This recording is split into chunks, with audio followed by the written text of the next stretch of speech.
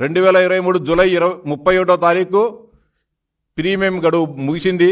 దాని తర్వాత August September నెలలో దీనికి సంబంధించిన ఈ క్రాప్ బుకింగ్ కూడా పూర్తి కావడం జరిగింది.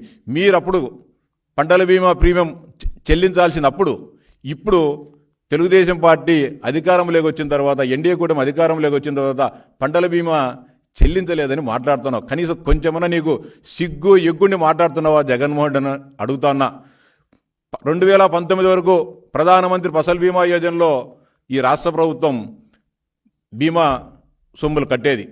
రైతులే వారు ఏ పంట ఎత్తుకుంటే దానికి వారే కట్టుకొని తర్వాత రాష్ట్ర ప్రభుత్వం కేంద్ర ప్రభుత్వం ఇవ్వాల్సిన మిగతా వాటాలు ఇచ్చేసి సకాలంలో పంటల బీమా వచ్చే పరిస్థితి.